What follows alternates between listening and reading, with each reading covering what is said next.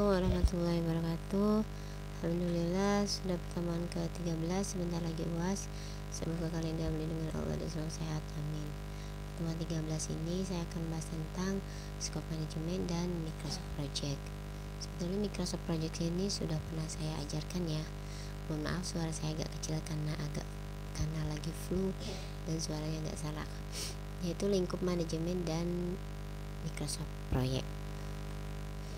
Project Scope Management atau ruang lingkupnya adalah perencanaan, lalu definisi, pembuatan WBS, verifikasi ruang lingkup, dan pengendalian. Perencanaan ini bisa menentukan apa saja ruang lingkupnya, lalu definisinya kebutuhan ruang lingkupnya, pembuatan WBS, pembuatan tabel-tabelnya, diagram, lalu verifikasi ruang lingkup, penerimaan secara verbal dan tertulis, dan pengendalian adalah mengelola setiap perubahan. Jadi kalau ada perubahan dipersiapkan, kalau ada resiko juga. Work Breakdown Structure atau WBS. Nah, ini sudah pernah dipelajari juga. WBS ini cara menyampaikan dekomposisi pekerjaan untuk menjalankan proyek mereka. Jadi di dalam WBS ini ada pekerjaan-pekerjaan yang harus dilakukan di dalam ruang lingkup proyek dan detail pekerjaannya, detail perencanaannya. WBS Work Package mendefinisikan paket pekerjaan, nanti akan dipecah lagi menjadi tugas. Ada project, ada phase, ada deliverable, activity-nya apa saja yang sudah selesai, lalu milestone-nya sudah dikirim, dan phase ini adalah kegiatan-kegiatannya. Milestone ini adalah pekerjaan yang sudah selesai. Peak adalah seseorang yang bertanggung jawab. Prinsip dasar dalam menjalankan WBS adalah aturan 100%, hubungan antar bagian, lalu perencanaan hasil yang dicapai, tingkatan detail, dan komponen terminal. Lalu setiap komponen WBS tidak boleh melebihi 80 jam kerja. Bentuknya adalah ada outline, ada graphical tree. Gambaran WBS atau grafik, ada nama proyek contohnya proyek SI perpustakaan, lalu ada tahapannya, inisiasi, rencana, eksekusi, dan penutupan.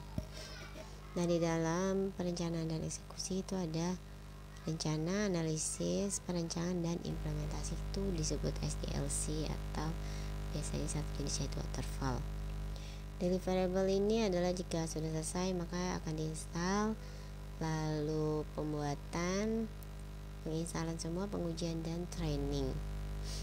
Lalu kegiatan yang sudah dilakukan jika sudah terkirim juga instalasi server jaringan, instalasi data absen, isi perpustakaan, dan pengujian aplikasi. Penggambaran WBS relatif susah yang di atas ini diimplementasikan karena keterbatasan ruang untuk menggambarnya.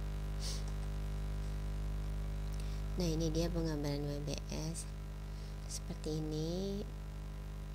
Nah, tinggal instalasi perangkat server, lalu ada gambar-gambarnya. Jadi di sini gambarnya bukan di tempat yang tadi karena tadi hanya satu layar ya, sempit. Atribut utamanya adalah yang sudah terkirim.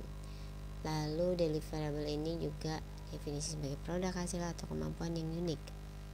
100% rule merupakan salah satu prinsip yang paling penting. Jadi rule-rule-nya yang sudah 100% dicapai yang ditulis di sini.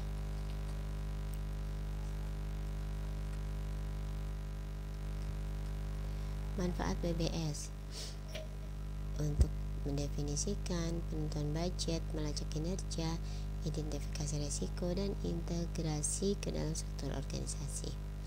Nah, ada biaya, waktu, HR, risk, resiko, komunikasi, dan identifikasi ruang lingkup. Gantt chart dibuat oleh H.L. Gantt, lalu menggambarkan tanggal mulai dan berakhir. Juga peralatan penjatuhan proyek dan evaluasi perkembangan paling umum. Softwarenya yang dibantu adalah Microsoft Project. Bagian Gantt chart ini kita sudah pernah belajar juga ya, menggambarkan masing-masing tugas secara kronologis, jadi sesuai waktunya, sesuai jadwalnya. Lalu tiap batang mewakili tugas proyek yang diberi nama. Bagan GAN menunjukkan dengan jelas tugas yang overlap. Lalu bagan diberi warna untuk indikasi persentasenya. Di Gantt chart di Microsoft Project, di sini ada list kegiatan, lalu sebelah kanan ada bagannya, berapa waktunya, itu ada tanggalnya. Sudah pernah saya ajarkan waktu itu ya cara pembuatannya. Gambar warna hitam, tugas ringkasan warna merah, ini yang kritis yang harus sudah dilakukan. Warna biru tidak kritis, jadi boleh santai sampai waktu ditentukan. Panah merah adalah 2 tugas kritis. Lalu berlian ada milestone, berarti sudah selesai. Keuntungan dan kelemahan Gantt chart. Keuntungannya adalah sederhana, mudah dibuat, lalu menggambarkan jadwal kegiatan. Kelemahannya adalah tidak menunjukkan secara detail atau spesifik, sulit menyesuaikan dan perbaikan bila diperlukan. Software perencanaan proyek. Nah, software yang digunakan adalah Microsoft Project. Bisa digambarkan per chart dan Gantt chart. Istilah dalam Microsoft Project ada teks, itu lembar kerja, duration itu durasi waktu, start mulai, finish selesai, dan predecessor adalah hubungan antar pekerjaannya. Ada baseline, perencanaan, scope, time, cost. Lalu ada tracking, penelusuran, dan milestone adalah penanda pekerjaan sudah selesai. Ada resource, sumber dayanya, cost, biaya. Gantt chart grafiknya, dan per chart adalah grafik juga bentuknya kotak. Lalu Gantt chart bentuknya batang. Nah, ini ada Microsoft Project. Saya sudah pernah ajarkan sebelumnya bagaimana cara membuat Gantt chart. Kalian tinggal mengikuti langkah-langkahnya. Nah, tanggal proyek bisa kolom task name. Nah, ini di membuat WBS, jadwal proyek ini yang perlu diperhatikan. Lalu membuat rencana RAB. Secara garis besar ada 2 macam cost, ada biaya sumber daya dan biaya tetap. Lalu di dalam Microsoft Project, perhitungan resource cost dilakukan secara otomatis, sedangkan fixed cost secara manual. Hal yang perlu diketahui di dalam jadwal proyek yaitu cost table, fixed cost, pengendalian cost per resource, dan cost per task. Mohon maaf jika penjelasan cepat karena saya khawatir nanti ketika menjelaskan saya batuk. Nah, ini menyusun Gantt chart. Ada predecessor, ada lama kegiatan, dilihat saja predecessornya seperti ini, ABCDE.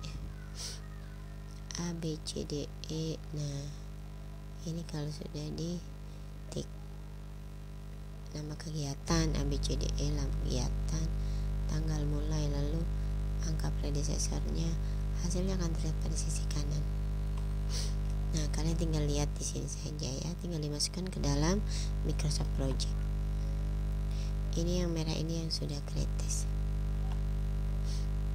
Kegiatan B dan kegiatan A adalah kritis, peristiwa juga kritis. Nah, ini merah-merah sudah kritis ya, sudah harus segera diselesaikan. Nah, ini buat Gantt chart. Contoh latihannya adalah buat Gantt chart dengan Microsoft Project. Ini dia predecessor, kegiatan dalam kegiatan. Silahkan dikerjakan, dikumpulkan di My Best. Jika ada yang belum paham boleh japri. Jangan lupa like, comment, dan subscribe. Mohon maaf jika ada penjelasan yang kurang berkenan. Saya akhiri dulu. Assalamualaikum warahmatullahi wabarakatuh.